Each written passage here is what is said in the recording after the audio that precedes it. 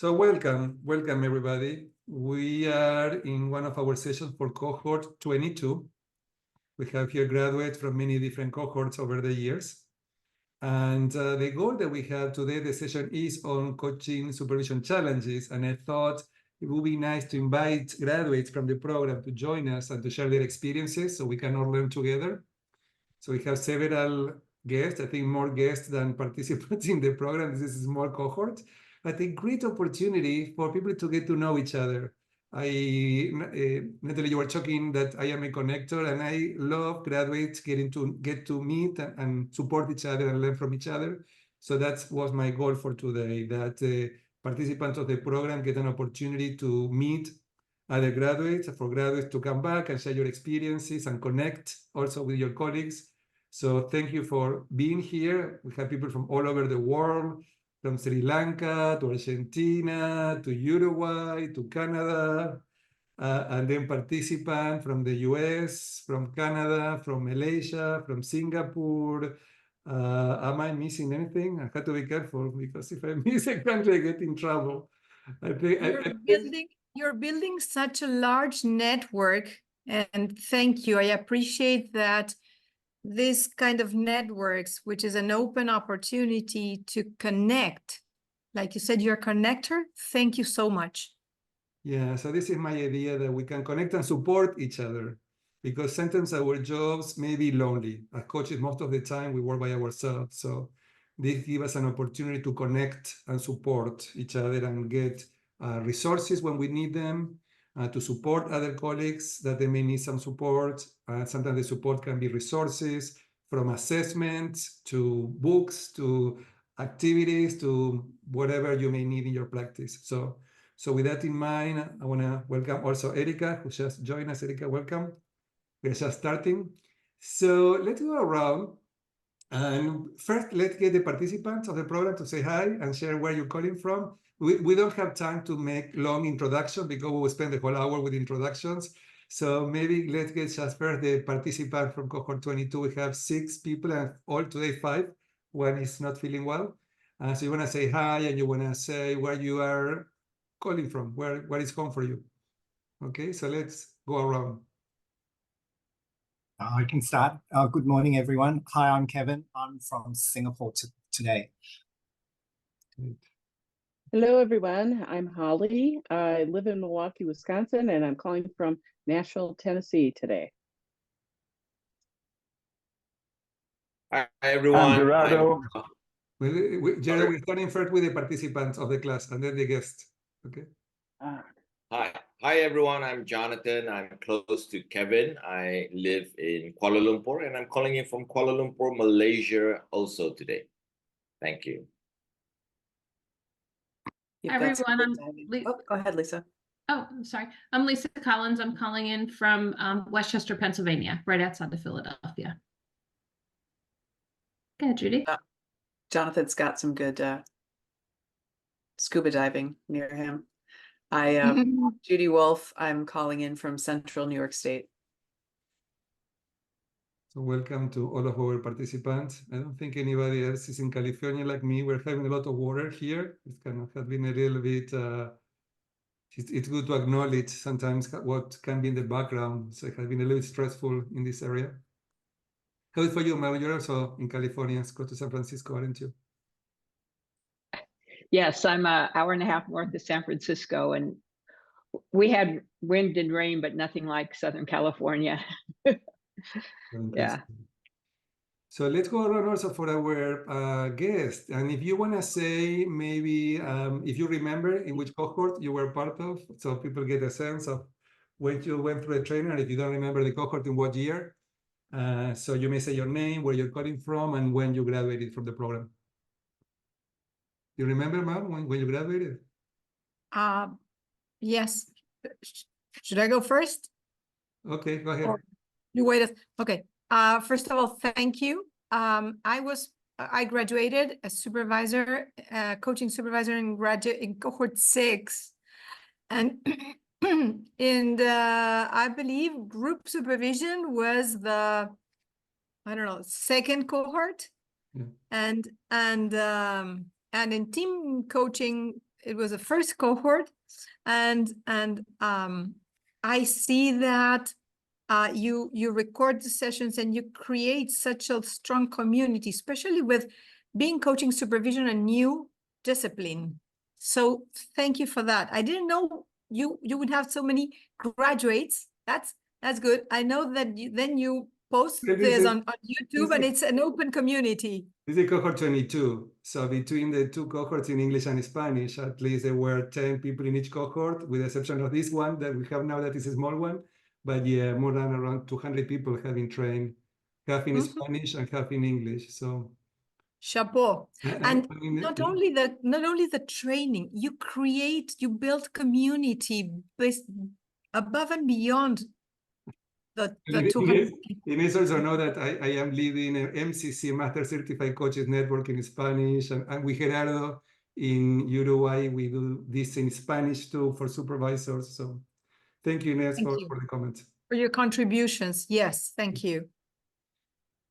Yes, Natalie.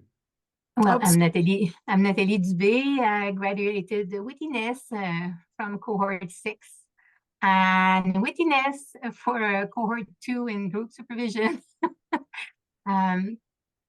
Yeah, and you know what's really neat, and I think it's essential, is that the fact that all the activities that you are putting on, Damien, are always being ahead of what's going on in our profession. And I think that what's important for us tonight is what is to be ahead in our profession as supervisor, so we can share what we experiment, and and so to create this new profession together. It's a pleasure to be with you tonight. Great. Thank you. I'm from north of Montreal in Quebec, Canada. Great to have you here. Mel, you're going to finish, and you didn't finish before. You want to finish? You share that you were, anything that you want to say about you, what cohort you were a part of? Oh, I was hoping Anusli would go first. I think it's 14 that we were in. But now I know anytime I'm on anything with you, I got to make sure I know. Yeah, so I was in cohort 14, and if I wasn't, I am now. And like I said, I'm north of San Francisco. Great to have you here. Hi, this is Anushri, connecting from Sri Lanka, a small island. And so far, I'm the only coaching supervisor in my country, and thanks to Damien to bringing me to this space. And I'm from cohorts 14, and also from group coaching supervision cohort 3 and team coaching cohort 1 from Damien's. I really enjoy the space Damien holds and nurtures us and bringing us together for us to collectively grow, where we don't feel alone as supervisors, basically, in this whole process. Thank you so much to Damien and the community. Yeah, thank you. Thank you for coming. I'm Erica Gauss, and I'm calling in from Seattle, Washington, and I was part of cohort 16. Great to have you here. And I'm going to follow Anushli and Erica. I was in cohort 16 with Erica for supervision. And in cohort, I'm glad Anushli went first and said whatever ours was it 3? I was thinking it was 6, but I don't know. Anushli and I were together in the group coaching cohort just last year. So, and I'm calling in from Seattle also, and having coffee with Erica on Friday. Are we missing anybody? Gerardo, now you want to go? Hello. Well, hello, everybody, which I've seen in meetings before. I am from cohort 5 of mentor coaching a long time ago. Mentor coaching. Cohort 11 from super mentor coaching, of course. Okay. And we did a course of coaching with Damien in Uruguay a long time ago, 14 years since we met, and he pushed me on these old things. And cohort 11 from Latin America, from Spanish-speaking coaches in the year 2020, which was a very particular year. And that year not only changed my life in many ways, but supervision also, which is something that I will try to speak tomorrow. So, well, always a pleasure to hear and to get in touch and to be involved with other supervisors and coaches all over the world. That's the best that we can do, and thanks again for all that. Thank you, Gerardo, for coming. Yes, I forgot that I also used to teach mentor coaches. I don't do that any longer, but I trained 20 cohorts of mentor coaches in Latin America and in English too. And Gerardo also helped last year to organize a conference in Spanish, the biggest conference coaching supervision ever, with 400 people signing up and 200 people showing up at the conference. So it had never been such a big number of participants in a coaching supervision before. So thank you for your support. So I think that I see Jonathan. Jonathan, are you there? Sylvie, do you want to say hi? He was moving.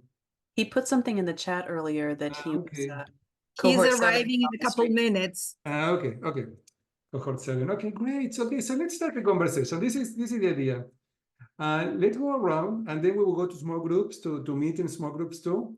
But originally, I prepared a panel, and I want to apologize publicly because Sunny Smith was supposed to be one of the panelists, and I didn't put her in the flyer, so I don't know if she's coming or not.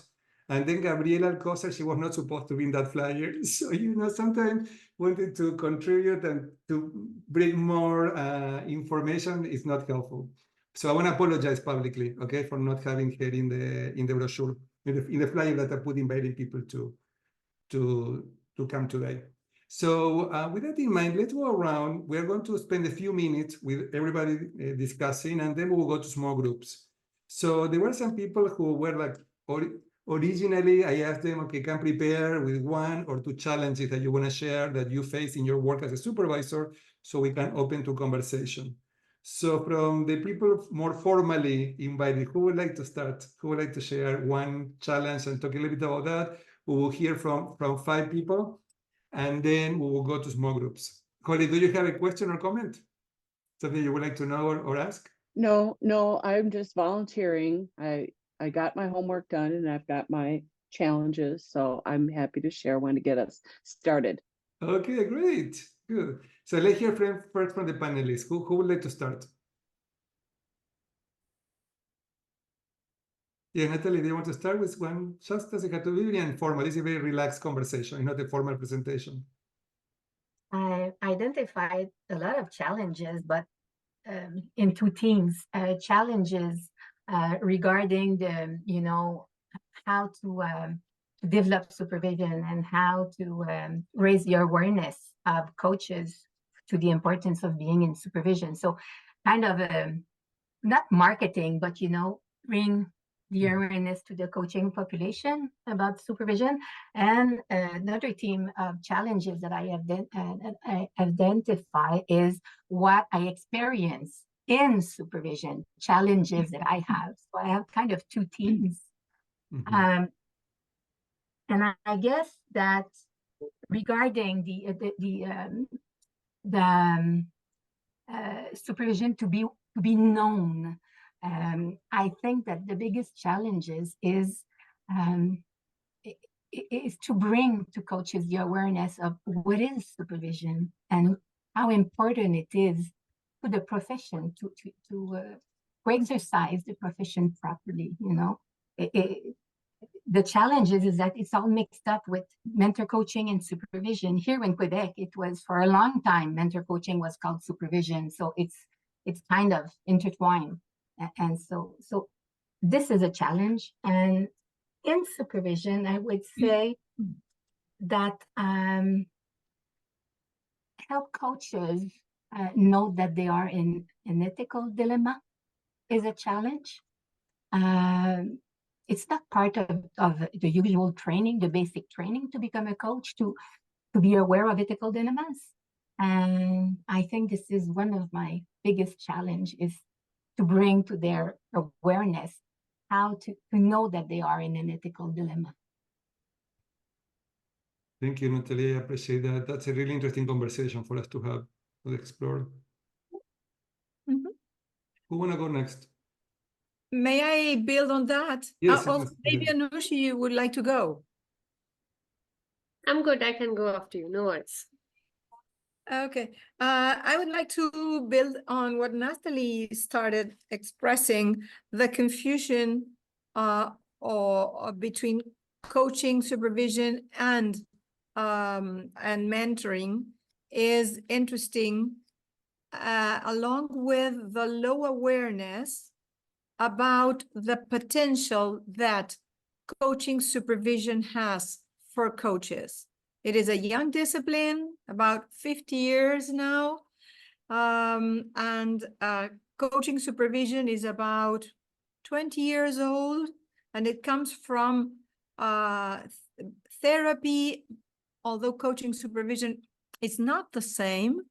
So raising awareness that the coach is not coming to be judged, and it is coming to a safe space where they can bring not only dilemmas, as Natalie says, also finding a seasoned partner who is there to explore in a safe and positive environment how you can unleash your potential.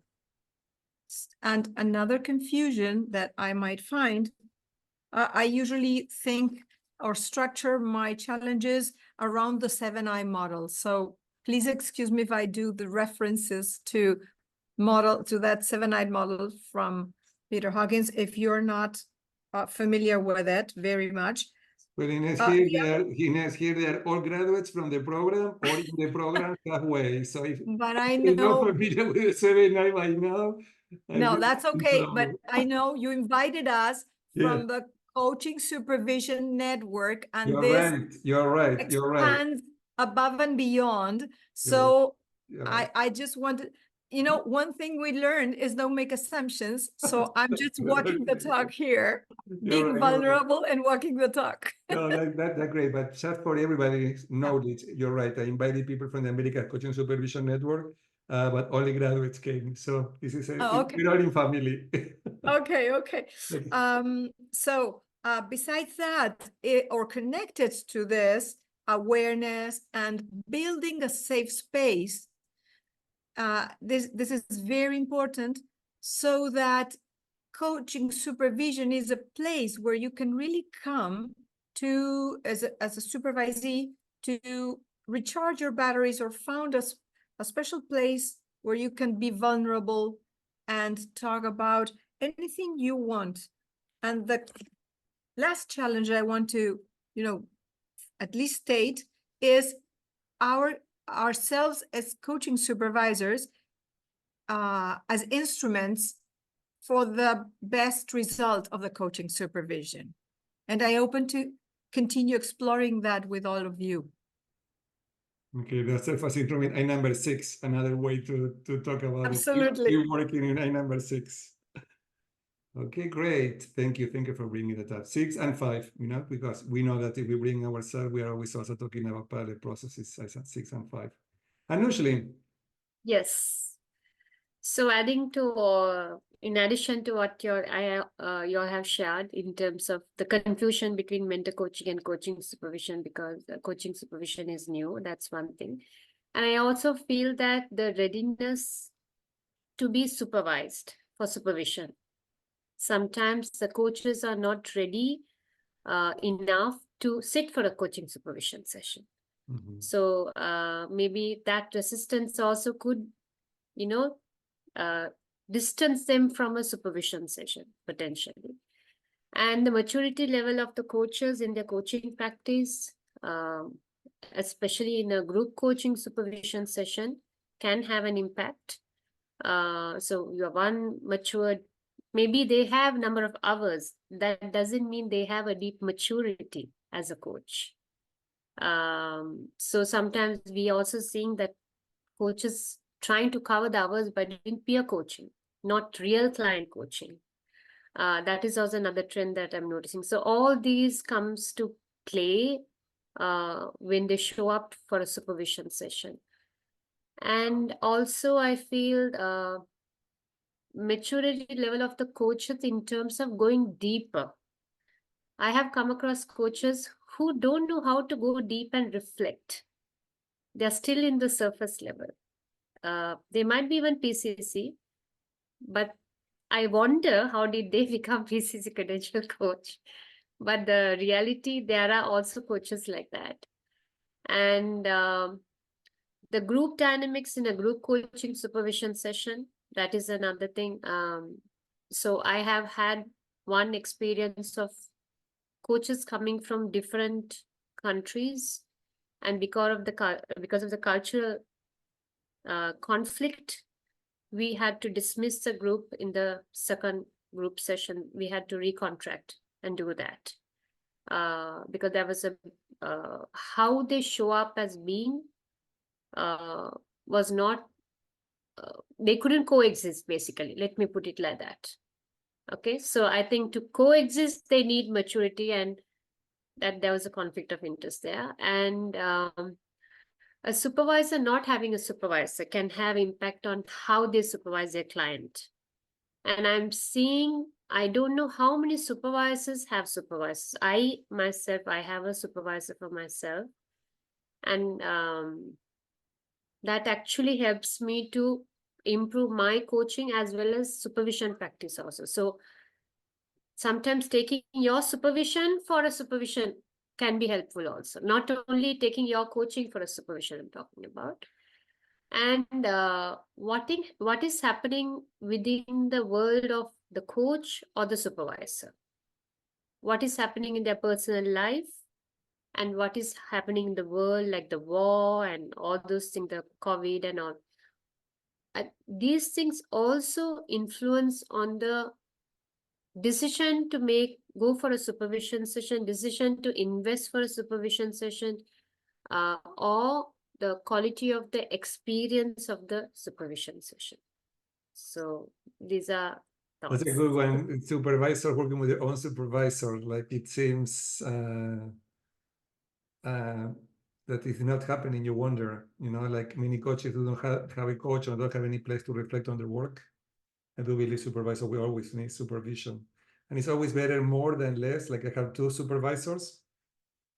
So when you don't working with one, work with the other one.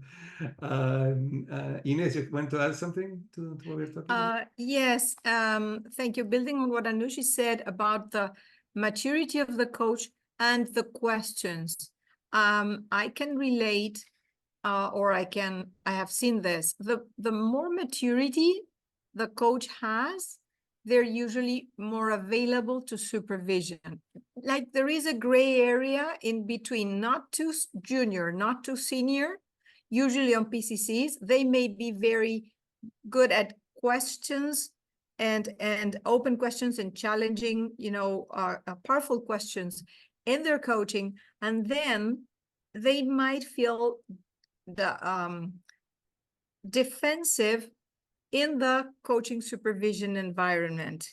And the other thing connected with the maturity, I absolutely admire.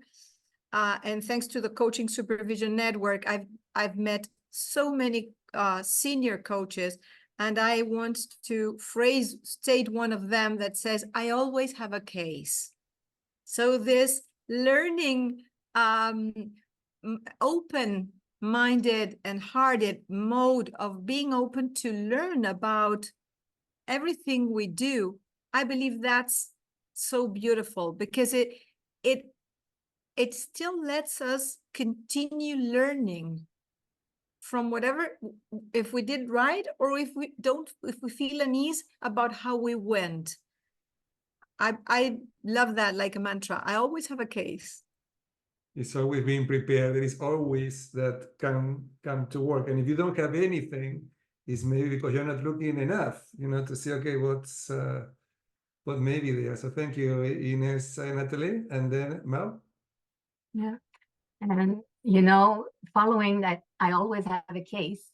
It's a supervision relationship, as coaching is a learning relationship, but the difference in supervision is that we are peers learning together, which is a different relationship. It's a parity relationship, which is different. And sometimes, with new supervisees or younger coaches, it's difficult for them to bring themselves into this parity relationship.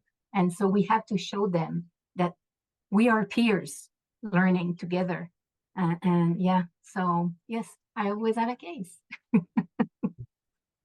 Thank you, Nestle. Jonathan, welcome. We are having a conversation. I've been listening. Great to have you. Where are you calling from today? New York City. New York City. Great to have you. And I think you were in cohort 7, if I am not wrong, correct? Exactly. That is a very powerful cohort. So we are going around and some people are sharing about what some of the challenges they are seeing in their work as supervisors. And Marley is going to share now. So Marley, do you want to go next? Yeah, yes. I'm just appreciating what everyone said and echo that too, the continual challenge of showing the value of supervision to potential and current clients. I want to talk a little bit about my process here. And so do the 7I model, learn how to do it. It reminded me of PCC. Here's the structure. You do the structure. Good, you got that. So then it became for me a journey of finding myself within that structure. Now I'm a somatic coach and body worker. And when I do supervision, I cannot help but bring that into supervision. And for some of you who have seen me do demos or have worked with me, you know, it's like, what's happening inside? What's going on here? Asking the client, but also with me being aware of what's happening in my body. Now, I've been well trained as a coach to put whatever's going on for me off here to the side and to focus fully on the client. And part of the challenge as I kept continuing in supervision was, oh, it's okay for me to bring myself in. And the beauty of supervision for me is that it is a creative space. Yes, we have the 7I model and we partner and we contract, but within that bigger space, there's lots of freedom. As long as we're, for me, so as long as I'm serving the client, asking good questions, and what I think also is valuable for the client, and again, Natalie, to your point of all of you, the maturity of the coach is how far outside of I-6-7 can they see? But the questions in that systemic, I think, are very, very valuable because we generally don't teach that in coaching school. We say, here's the this, here's the that. And for someone to come and say, what's happening outside? It's like, oh, you mean I'm in a network of commitments and people? Yes, as is your client. So that's my contribution here today. Right, very interesting. Thank you for sharing that. And I think I have a reaction from your colleagues here. Maybe Nes, I initially want to add something around that. Yes. Oh, please, Anush. Go ahead. No, it's okay. So briefly, I connect what Merle said with those questions and powerful questions and bringing ourselves to the room as instruments. I remember that other mantra, ABC, always be contracting. Some coaches are surprised that we bring ourselves to the coaching supervision session because of that strict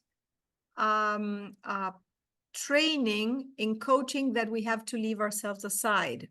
So creating context for that, I believe, is, to me, it has been very relevant, as well as raising awareness that it may seem as coaching, although it is not, because the questions that we do in coaching supervision, we are considering that wider space with a whole new body of knowledge about the relationship dynamics and other challenges that are in the systems, in the diverse systems included. So we may use similar tools, which are questions and reflections and connecting with the body and all our dimensions.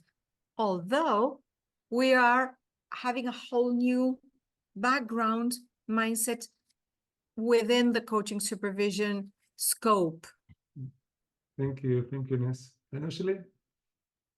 Yeah, so adding to what Merle was sharing, I just want to highlight the fact when you go for the EMCC credential, they will be asking what is your philosophy, supervision philosophy.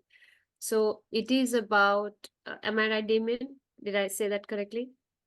Right. So I think even though we are learning this 7-9 model, connecting to what Merle said, I think somewhere we have to arrive to something which is unique to us as supervisors. Because I think who we are is how we show up in our supervision session and coaching session. And we also attract clients based on that. So when we are inclined to that, our core truth, and also what's meaningful to us as a supervisor, I think our supervision becomes effortless, just like a dance, which you will completely enjoy.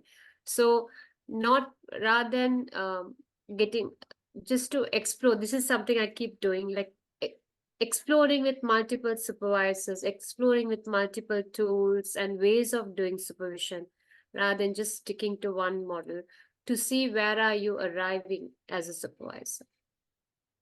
Thank you, Nushli. Now we have other supervisors here today. I wonder if they have anything they want to share, and then we are going to hear some of the questions that may have the participants of the class, and then we will go to small groups. So I don't know if Linda is anything you want to share, or Gerardo, or Erica, Jonathan. We are talking about different challenges that you may find in your work as a supervisor that you want to add to what we discussed. I maybe say something before. I don't have cases. I am the case always. And being the case is being, for different reasons, searching, looking forward, and rethinking things. And what I think is coaching has been constructed in a very stretched model regarding what we have to do and we don't have to do and who we have to be. And the coaches, many of us, grow with that kind of limits of what to do. And by the other side, over the horse, like the coach was the Superman. That's my feeling. So the difference is coaching is a conversation, and what supervision offers for me is a conversation that puts coaching in the next level. And all the tools that we learn mostly look in the results that we can get being vulnerable is the most important gift. And I want to regard that point because I believe that coaches the profession can evolve if it can bring in all what a supervision has brought to us. So the challenge is use supervision to grow the profession. And of course, changing the vision, because there was a first step where coaches are, the Lord of the Ring and the client was there. And supervision must be seen that we are not supervisors, Marien, we are kind of have a different conversation. And that is important because the tools that we have in supervision are tools to help conversation in any kind of thing or level. And that's a thing that we're going to speak tomorrow in a webinar. No, I just want to say that vulnerable is the word on this thing. And if coaches can adopt urgently that and understand, the profession will evolve. I speak too much. Thank you, Gerard. And it's interesting because I do believe that what you're talking about vulnerability related to the maturity also that we were talking before, and the willingness to be open and to be doing this work. And also don't give for granted that because we're working with coaches come to supervision open-minded and willing to work on themselves as they work with the client. So that's something like can be an assumption that may or may not be the case. But I also agree with Gerardo that I do see supervision as one of the ways to grow our professional practice. I do believe that supervision allows for that. What is the reason why I think it's so important. Erika, anything you want to add? Linda, you don't feel any pressure here? Is anything come up? Jonathan, anything you want to say before? Yeah, I have a couple of thoughts. So specifically around supervising team coaching, a couple of things I notice are, one, there are people doing team coaching without any additional training beyond individual coaching, and they don't know what they don't know. And so as supervisors, how do we deal with that? Also, as a profession, I've been in multiple conversations with folks talking about, do you need to have experienced team coaching, training in team coaching, or training in team coaching supervision to supervise team coaching? And there seem to still be a number of folks who think supervision is supervision and you don't need to know anything additional, which I find problematic. And specifically, even in discussions around training, and I'm sure you cover this, but remembering when there are co-coaches to make space for what's going on between the co-coaches rather than assuming that they will bring it up. And then a permutation of that is when co-coaches have their individual supervision separately, and what that does to the system when people are potentially talking about each other or about the system and maybe communicating well or not with each other about what they're getting in their supervision. Great point. Great point. Particularly because supervision is mandatory for team coaches. So how is that done? Who are they doing it? Do they have the skill? Do they have the experience? You're bringing really great questions, Jonathan. Ines, anything you want to add about that? Yes, I was surprised, as Jonathan stated, that some supervisors or team coaching supervisors have not done or individual supervision or have not had a previous training, because team coaching is an advanced discipline for coaches, and supervision as well. And talking about parallel processes, if you bring to supervision blind spots and you come in as supervisor with your blind spots, and that's why we said supervisor supervision as well, it's so interesting that how are we aware of how are we going to... Yes, it's a great point. And I think that, Jonathan, I went myself through team coaching supervision training with Peter Hawkins. And in that program, most people were not having any training in supervision. They have experience in teamwork, but no experience at all in supervision. And they were training for 3 days, 2 days, or 3, I think it was. That I don't think was enough to really train supervisors. So there are things going on. But let's move on. I don't know, Linda, is anything you want to say before we hear from the participants? Well, I was just going to say, I don't know that I heard it, and if someone said it and I'm saying it again, apologies for missing it. But for me, what supervision is a reflective space, and holding that space and the silence that goes with it, so that a coach can really come and explore and not be prodded and questioned. I know we talked about good questions, but sometimes it's one good question and then just letting them have their space to explore. And again, it goes to who the coach is and how ready they are to be courageous and vulnerable in that space. Thank you. Thank you for that, Linda. And Holly, you have a question, comment, experience. What would you like to share? Well, thank you. It's interesting listening to all of this. So the first thing that I had on my mind in coming into this was the whole confusion between mentor coaching and coach supervision. And, I think coaches, especially I think when they're newer coaches, they come to the session thinking that this is going to be more like mentor coaching. They have lots of questions and want to know how things could be or should be handled, right?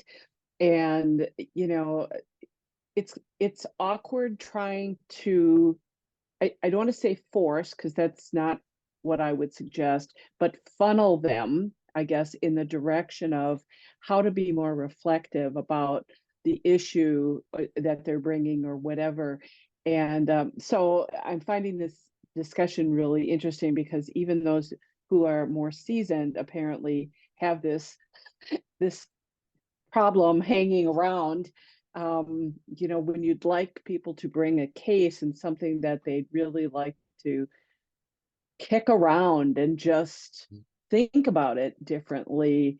And I'm finding that so many people are just so worried about, how do I improve my performance, as opposed to how do I increase my ability to reflect about the situation and think about it differently. So that was one of the challenges that I was bringing. So it was interesting that it was one of the first things that came up that Natalie brought forward. So related to that, what is interesting is that, like in coaching, sometimes we do a little bit of consulting, like the client is asking that, so we know we shouldn't be giving advice, but we create a reflective space, and at the end of the session, we may share some basic strategies. There is nothing wrong about it.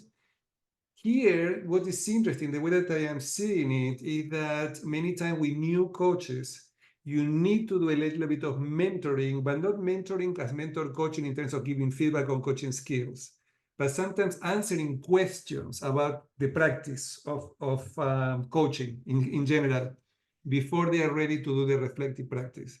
Particularly, I learned that with the team coaching program that we are having, and supervision is mandatory following ICF. And I find myself as a supervisor, knowing what I'm supposed to be doing, but still doing a little bit of mentoring, particularly in the first session, because if I never ever worked with a team, and they don't have a lot of experience, or they have a little bit of experience and not a lot of experience, they may have a lot of questions about what does it mean to be a team coach. So I find myself doing a little bit of mentoring and then supervision. But I wanted you to be aware that sometimes that may be part of your job too. Sometimes the supervisor does a little bit of teaching, does a little bit of mentoring based on the needs of the supervisee, particularly if they are new. The idea is that the more experience the coach has, less mentoring will need and more reflective will be, but it's not necessarily the case. Sometimes people who are brand new coaches are amazing about reflective practice. But I think just for everybody to keep that in mind too, that sometimes a little bit of teaching and mentoring in the right time, in the appropriate place, it's okay. The problem is when you are just supervising people in coaching programs or who are brand new, because it's you want to have a variety and be exposed to different levels of coaches when you are supervising. Anushli? And I know I'm noticing a parallel process there, Damien, because in team coaching, we say that when they don't know when they're getting into team coaching, there's a little bit of facilitation is required in educating them, helping them to the readiness mode to get ready for team coaching. So likewise, I think supervision also, to help them to get ready, possibly we have to spend some time in the initial stage with a little bit of mentoring, like the different rooms that we have studied we can use in supervision sessions. And maybe once they're ready, then we can sink in the supervision space, I think. Thank you, Michelle. For the participants, anybody have any question or comment or challenge you have seen that you want to share before we go to small groups? Judy, Lisa, Kevin, Jonathan, anything you want to add or comment or share? Lisa? Yeah, I was just appreciating the need for training in group work, etc. And it makes me have a deeper appreciation of why we're only supposed to work with case studies of individual clients and that they have. Because I've had somebody come and say, well, I'd like to talk about a challenge that I had in group coaching. And I was like, oh, we got to deal with an individual here. So now I'm understanding more of the complexity around that. Yeah, it is complexity. Now, there are people, as Jonathan was saying before, that think if you are trained as a supervisor, you may be supervising not only coaches, but maybe you may supervise team coaches or teachers or lawyers or anybody who come to you who want to have a reflective practice space to reflect on their practice. So there are people who think that way, and there are others that say, no, if you have never worked with a team, you shouldn't be supervising a team coach. So there are different positions. So you will have to decide what is yours. Or the other position the one that I definitely don't agree is the one that, okay, if you have experience with teams, you can supervise. No, I don't think that's the right one, that one particular. Okay, yeah, Jonathan. Yeah, I've got a very interesting experience recently in terms of the understanding of coach supervision. Because one of my supervisee, as I was trying to schedule some session, and they came back and say, hey, you know, John, I don't have a case. I don't have a challenging case to discuss. You know, so I like that perspective when you mentioned it's a reflective practice, right? A session to help them. So the perception is always, only when I have a challenge, I'm going to go into supervision, right? So sometimes it's also when things are going well, that's the space for you to kind of like talk about what's been going well. So I think that's a learning experience. And it was a challenge, you know, because they say I was trying to schedule and say, oh, I don't think if I have a challenge, I will schedule a session with you. So that was interesting to note. I think the understanding overall of what coaching supervision brings to the table, I'm not sure whether the rest face that, but that is one of my most recent experience. Thank you for sharing that, because we need to keep reinforcing that it's not only to talk about difficulties and challenges. I think that's not working, but also what is working. Validation, normalizing. Judy, and then Ines. I think Maria had her hand up first. Okay. One of the things that I'm aware of, and I can't remember who brought it up, but the whole idea of like whether or not there's an ethical, getting into that ethical realm. I recently had an interesting session where I'm working with a supervisee who, similar to myself, very comfortable in sort of trauma adjacent spaces, right? That it's certainly not doing therapy, but comfortable with some of the stuff that can come up in a coaching session. And we were sort of in that gray area of where is the boundary between therapy and coaching, but also that line is different for different coaches, right? It depends on whether we can stay regulated, our clients can stay regulated. How do we determine that?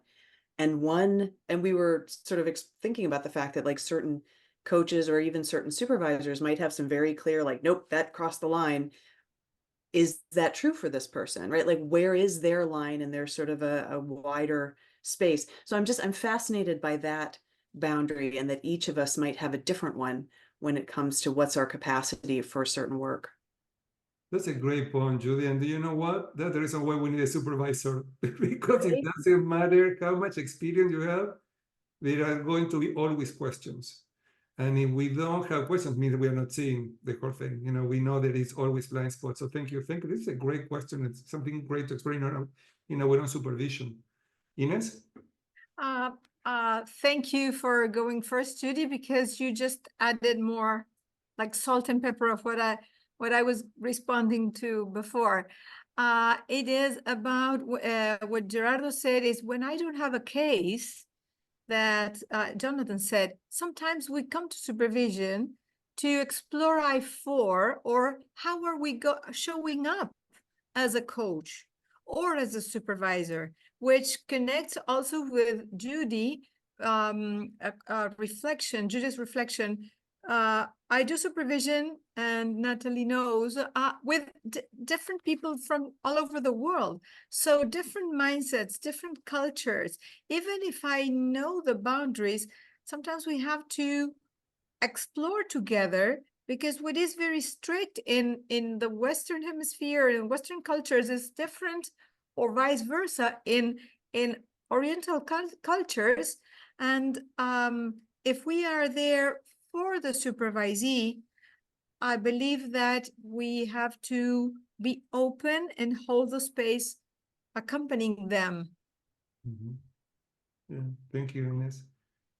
So we have not heard from Erika. Erika, is anything you want to say before we don't want to put you on the spot? But we'd love to hear you. Well, I was gonna say I'm just leaving, but this has been just a lovely place to learn and grow, and such a generous learning space. I think for me, I echo Judy's like questions about, because I used to be a former licensed mental health counselor, and what I'm finding in some of the space that I'm supervising is there's a lot of emotion and a lot of things that people are bringing forth because of what's happening in the world and maybe personally for them. And so like, you know, kind of playing with, you know, putting on my sort of presence of being a coach, as well as all the years that I've practiced being a therapist, and just really holding that reflective space for somebody, and really, I guess, figuring out what is my boundary around that, and really hold, but also really being able to hold that space for my supervisee. And I think oftentimes when the session has ended and I feel like, oh, that it was not where I kind of like, I was like, whoa, this is weird. But then realizing, okay, I held that space and that person got what they needed from that space, and they really got reflection and insight, and sort of more space of like, oh, this is, you know, how I'm going to handle this, or just their own self-awareness about how they're going to show up in life. And so yeah, I think supervision creates a lot of questions for us as coaches, but also can bring really beautiful gifts of realizing, oh, like if I can just let go of all the things that these assumptions that I'm holding on to, and allow that space to provide what it needs to, and go with the flow, you know, I think it can be a really generous space. So thank you, Erika, for sharing that. So Jonathan, sorry, I have to leave. And let's go. Let's hear Jonathan and Natalie, and then let's have a 5-minute break. And when we come back, we're going to go to small groups. Okay, Jonathan, Natalie. Yeah, just quickly, I was thinking about what Jonathan brought, and it occurred to me that one possibility sometimes is, if I think that everything went well and I bring it to supervision, maybe I'll find out it didn't go as well as I thought, and I'm not ready for that. And so as a sort of meta topic for supervision, it might be interesting to explore what's behind the decision about what to bring or when to bring it, because there may be some learning there as well. Great point. Thank you. And adding to that, Jonathan, it can be also about contracting, right? Yeah, going back to that. Natalie? Yeah, in line with what Judy was bringing to the conversation, is that, you know, supervision is there to help how to navigate in those gray ethical area. And, you know, in ethics, there's no right, there's no wrong. You know, there's only this place or this decision that is the right one for that person. And often a supervisee will arrive in supervision. Can I do this? Am I allowed to do that? Is it okay? I cannot do this, you know? And they are in the what is right or wrong. And in an ethical space, there's no right or wrong. So it's a mind shift to be in that gray area where the decision you will take is the right one at that moment for you, which won't be the same for me. So there's this acceptance that it's gray in ethics. Well, the only thing we want to be aware of this, there are some standards, and ethics, from ICF ethics, there is a boundary. So for example, there is not right or wrong in some area, but there are other that there is. There are some, there is, I know, but in an ethical dilemma, you know, it's. Yeah. Okay, that's what I wanted to say briefly to complete what I shared before. There are some strict boundaries like therapy, non-therapy, and what I said, being available to what the coachee needs, is you may have a supervisee who has the double hat of coach and therapist. So if we say no, strictly that's not, and that's forbidden, sometimes we have to help the supervisee saying, hey, beware that you're changing your hat, and it has ethical responsibilities in one and in the other role. That's what I didn't want to blur the boundaries, just bringing awareness that you may have a supervisee with double hat. Yeah. Like you said before, mentoring and coaching. What we have to be careful is that the client needs to be clear about the contract. Is the therapist using coaching skills, or is the coach going to therapy, what is different and can be more problematic? A therapist with a psychologist, with a trained mental health professional who may be using coaching skills as part of his or her job, but if the person is calling themselves coach, even though they may have a mental health background, like me, for example, I don't want to go there. I always say, okay, it's time to refer to a therapist. It's time to talk to somebody else, because we have to be careful, again, with the spaces and the boundaries. So thanks, everybody. That was great. Great conversation. Let's take a 5-minute break. Don't go. You're breaking no time to lose our guest. I want to invite you to stay if you can.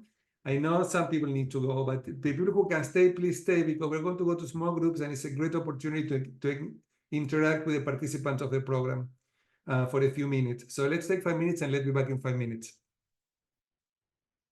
So how did it go?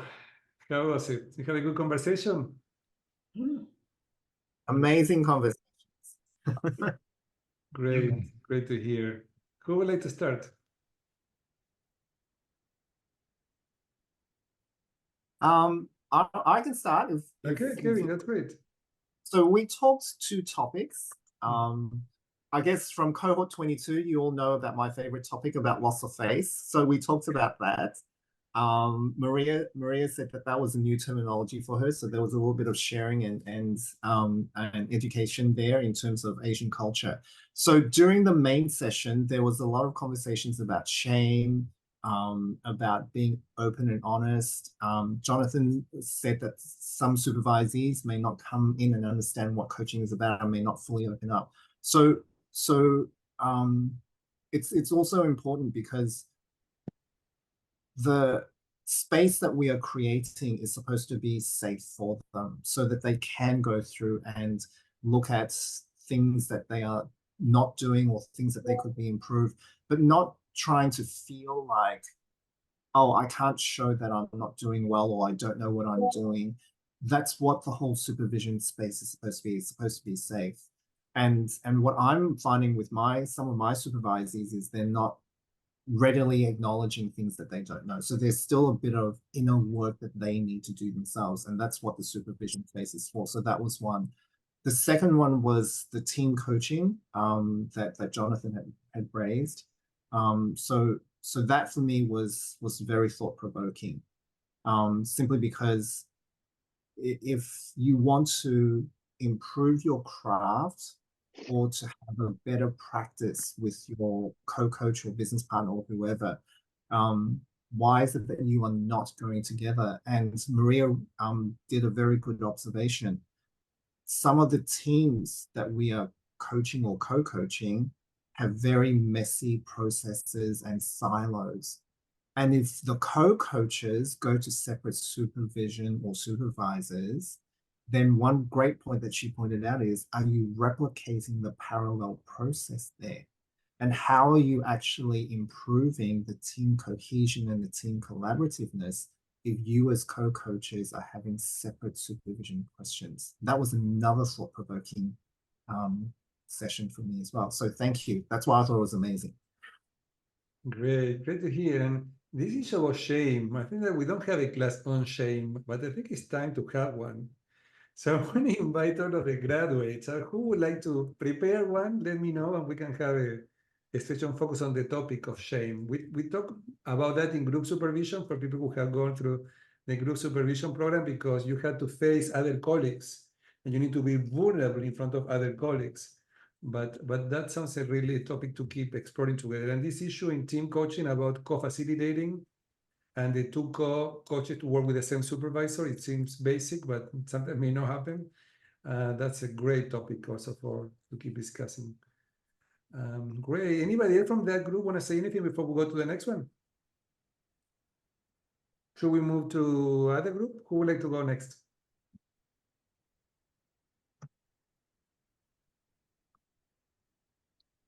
I can go.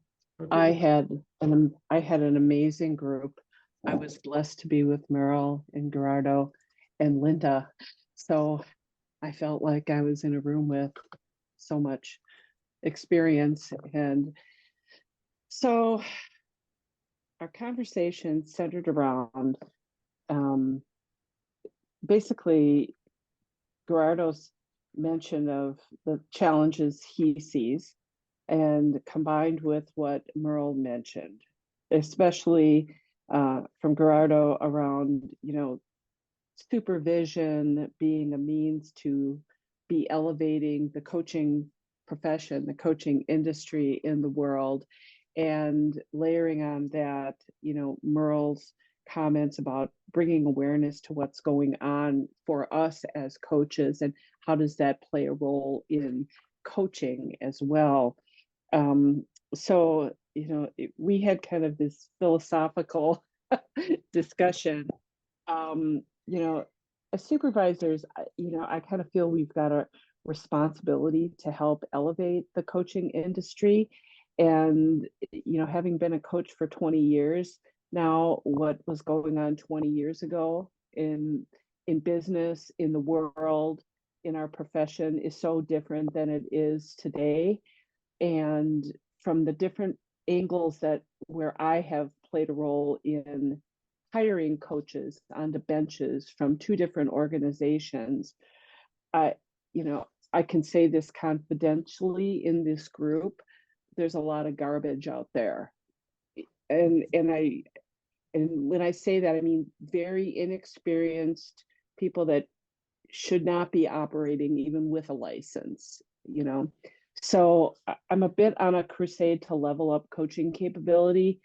And I do feel very strongly that the things that we're learning here in supervision and how to help people think better and reflect better and solve their problems, that's something that we as coaches, the entire industry should be doing, and should be doing a much better job of what it is. So that was our very philosophical conversation, but it was a really good discussion. So I appreciate the opportunity to have that.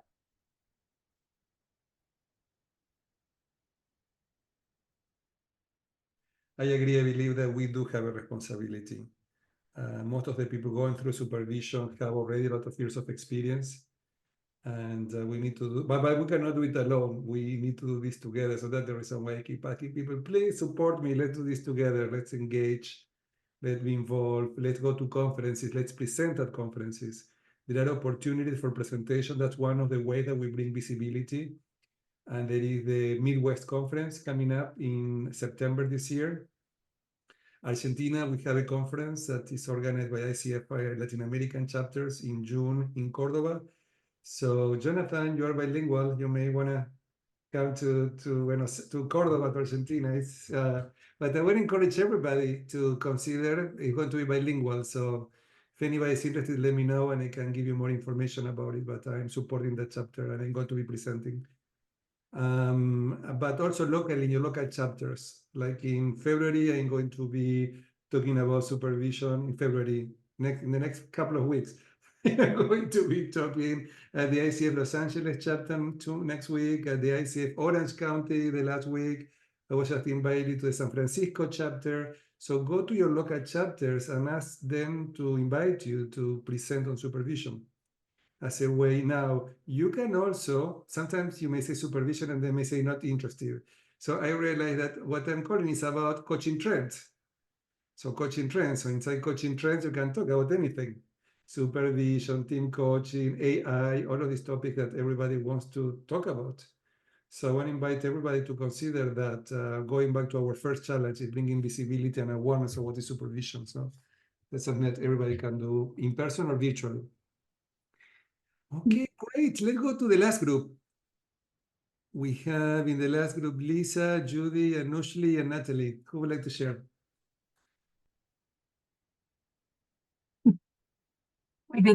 We forgot to kind of decide who would talk for the group. Well, I can start and then the 3 others can kind of jump in, because we weren't sure about what would be the challenge around which we would work on. And so we kind of had a conversation about different angles. But what kind of came out was something around maturity and the and ethics. We kind of explored those subjects, and we realized that okay, so but how do we define the maturity of a coach? What is it? And do we have a bias around what is for me a mature coach, or how does he show maturity? Maybe I have a bias around that. And so is there any reflective style that we have to think about? So we have to adapt to help our supervisee to develop their own reflecting activities or reflective activities relating to their own style. And so we kind of explored that. And yeah, I would ask the other to jump in now. Kind of continue. By the way, there is a distinction of ethical maturity, putting the two things together. Anybody have heard about that before? Ethical maturity? Ethical maturity, we work on that on my ICF chapter, yes. Yeah. And it's a competency in itself, right? Yes. Ethical Yes. maturity, it's a competency in itself. And It's yeah. the ability to be able to make decisions based on different elements. There are like 6 different elements. Carol, the same author of the On Being a Supervisee, he has a book on ethical maturity. Ethical maturity. If you're interested in the topic, you may consider getting it. And he talks about elements that you need to pay attention when you are making a decision. It's like, can you live with it? For example. Because you may say, oh, we're going to do that, but then you don't do anything. You talk about it, but you don't take action that goes with it. And I do believe, Natalie, going back to bringing ethical issues, it can be uncomfortable in supervision, particularly if the coach is not seeing it. So the key element is how we can do that in a way that is not judgmental. Oh, you're doing something wrong. And I think that this is the key element. This is the key challenge in having ethical. And it's interesting because this last month, we have different people doing ethical issues during the program. Some of you may have had Hillary presenting on ethical issues in your program. In our program, Lily Ciro came to do this session for this cohort 22. And I was not there. And it was interesting because she asked, what do you think is the responsibility of the supervisor around ethical issues? And most people say, no, we not our responsibility. And I was not there. I was just watching the recording, and I was saying, yes, it is. It is your responsibility. We all as supervisors have to be paying attention to what may be a blind spot for the coach, because if it's a blind spot for the coach, but it's a blind spot for the supervisor, it's a problem. Can you see that? It's like you need to be paying attention to what can be an ethical dilemma, what can be something that the coach is not seeing. And this is one of the things that you need to be wondering. Yes, Natalie? Yeah, actually, that's something I contract with my supervisee, is that if there is an ethical dilemma, we will talk about it. Because in supervision, we have a responsibility to make sure that we explore that. So I kind of, I impose that. If there is one, that will be the subject. And the challenge is how we can do it, just something practical here, is first being able to identify them, being aware of it. And then how do we bring it to the conversation when the coach is not seeing it? Because you may ask, what else may be going on here? So you expect and you hope that the coach will get it, will realize, oh, there is something ethical here. But what happens if we keep asking, what else do you think it may be happening? And the coach is not bringing it, it's not in their awareness, so we need to bring it. And we may bring it as a hypothesis. What if is this? What do you think? As a question. Not, okay, you don't see there is an ethical issue. And have a conversation around that and explore that. And see what else can be there and what else the coach maybe not be thinking about it that they need to start paying attention to. And also what they need to do, because sometimes they need to go back and do something different or bring the conversation back. Say, okay, remember last time we talked about that? We need to get back to a previous conversation that something was missing that should have been explored that didn't happen for different reasons. So I do believe it's important to pay attention to these possibilities. Okay, time to start wrapping up. That was really fast. Anybody would like to share any last words before we go? I think that was a great exchange with the participants and the graduates. So thanks everybody for engaging and being willing to. Yeah, thank you all. It was super And fun. I know, Really, really many fun. times, and I know many times graduates, they do it for you, but also they do it for me because I am asking you to do it. So from that part, for that piece, thank you. But anything you want to say before you go? I just want to make a comment. If you use LinkedIn and you see something like this, which I won't see it in the camera, porque I don't know, no entra, says check your ego at the door. I posted yesterday, and it has to do with a documentary of We Are the World. Yeah. And it's very interesting and inspiring me to. I didn't say that I was talking to coaches because if they don't like me, they won't like me more. But I said that in any meeting, in any business, it's interesting to check up the egos. That's what Lionel Richie did when he had to join the best singers of the 80s to sing a song for the world. And it's very interesting, the experience, and it's a Netflix documentary. And I published yesterday in a comment that you can translate. And it's part of what we're speaking, no? Where we stand and how coaches stand regarding ego. That was a short comment. Thank you. Thank you. It's a good reminder for everyone, for everybody here. So thank you for bringing that up. Good reminder. Humble reminder. Anybody else would like to share any thought before we go? The time always goes really fast for me. I don't know about anybody else, but these couple hours go super fast. So super interesting. And we haven't even scratched the surface of everything that we can dive into talking about supervision challenges. You're right. Mm-hmm. You're right. So thank you to organize that, but it would be nice to have other space another time.